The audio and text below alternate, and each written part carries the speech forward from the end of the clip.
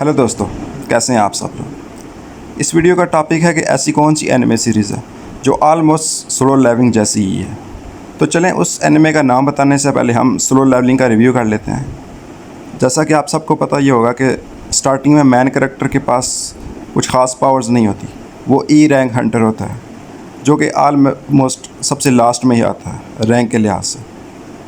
फिर उसके बाद वो एक डंजन में रेड करने जाता है अपनी टीम के साथ, और वो बाद में उन्हें पता चलता है कि वो डंजन एक सीक्रेट डंजन है। उसके बाद उसे पावर्स मिलती हैं, और फिर पावर मिलने के बाद जैसे जैसे मॉन्स्टर के साथ लड़ता रहता है, उसके बाद अपग्रेड स्किल्स आ जाते हैं जिसके थ्रू वो अपनी डिफरेंट स्किल्स अपग्रेड कर सकता है, स्टेमिना, स्पीड, एटसेट्रा एटसेट्रा। इसी तरह वो इतना पावरफुल हो जाता है कि वो सी रैंक की डंजन्स में अकेले ही जाके बॉसेस को हराना शुरू कर देता है।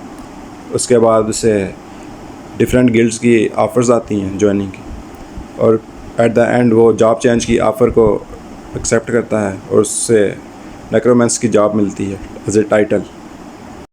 और बाकी इस एनिमे की स्टोरी तो आप सबको पता ही होगी, अगर आपको नहीं पता तो ये आप जाके देख सकते हैं।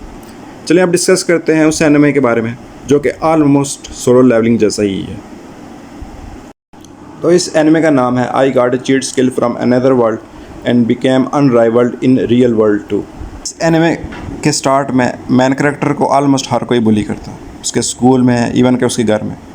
तो उसके ग्रैंडफादर उसके सारा घर उस मैन कैरेक्टर के नाम कर देते हैं। और फिर इसी तरह मैन कैरेक्टर बहुत परेशान होता है कि हर कोई उसके साथ ऐसा सलूक क्यों कर रहा है।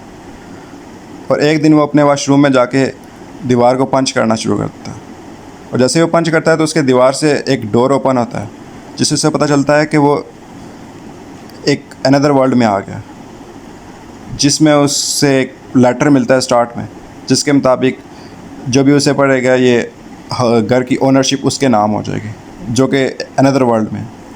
और उसके बाद उसे बहुत सारे स्वर्ड्स और वेपन्स मिलते हैं जो कि ऑलमोस्ट बहुत पावरफुल होते हैं। और फिर वो कुछ डिमंस के साथ फाइट करता है, और जैसे ही वो फाइट करता है तो उसकी स्किल्स अपग्रेड हो जाती हैं, और jैसे स्किल्स अपग्रेड होती हैं तो उसकी बॉडी शेप वगैरह सारा कुछ चेंज हो जाती है। ऑलमोस्ट उसे स्कूल में कोई पहचान नहीं पाता। और फिर उसे एक लड़की मिलती है जिसे काफ़ी दिन पहले उसने हेल्प की होती है मैन कैरेक्टर ने, और फिर बाद में पता चलता है कि वो लड़की एक चेयरमैन की बेटी है जो कि ओसी एकेडमी बोर्ड के चेयरमैन है। और फिर वो लड़की उसे एकेडमी ज्वाइन करने की ऑफ़र करती है। फिर वो एज ए ट्रायल पे जाता है उस एकेडमी में। वहाँ जाके देखता है कि वो एक ऑलमोस्ट एलीट क्लास एकेडमी है जो कि काफ़ी आलीशान है। और फिर वो डिसाइड करता है कि वो इसी एकेडमी को ज्वाइन करेगा, और फिर वो उसी एकेडमी को रेगुलरली स्टार्ट करता है। उसके बाद वो अपनी क्लासमेट से मिलता है, और आहिस्ता आहिस्ता उसके दोस्त बनना शुरू हो जाते हैं। और फिर बात करते हैं कि अनदर वर्ल्ड की। उसके पास ऑलमोस्ट सेम सोलो लेवलिंग जैसी ये स्किल्स होती हैं। जैसे ही वो मॉन्स्टर को हराता है उसकी स्किल्स ऐड अप होना शुरू हो जाती हैं, जिसके थ्रू वो अपनी स्पीड, स्टेमिना कुछ भी इंक्रीज़ कर सकता है। फिर इसी तरह एक दिन वो अनदर वर्ल्ड में अपनी स्किल्स अपग्रेड करता है तो उसे एक लड़की की चीख की आवाज़ सुनाई देती है। फिर वो जाता है, उसकी हेल्प करता है, तो उसे पता चलता है कि वो एक प्रिंसेस है वहाँ की अनदर वर्ल्ड में। इसी तरह फिर वो सोलो लेवलिंग की तरह ही उसके पास पॉकेट इन्वेंट्री होती है। वो रैंडमली कुछ भी विड्रॉ कर सकता है, उसमें से कोई भी वेपन। फिर आगे स्टोरी में उसे एज ए 2 एनिमल मिलते हैं जो उसके एज ए फ्रेंड काम करते हैं उसके साथ। वो उनके पास भी पावर्स एबिलिटीज़ होती हैं। इसी तरह ये एनिमे ऑलमोस्ट सोलो लेवलिंग जैसा ही है।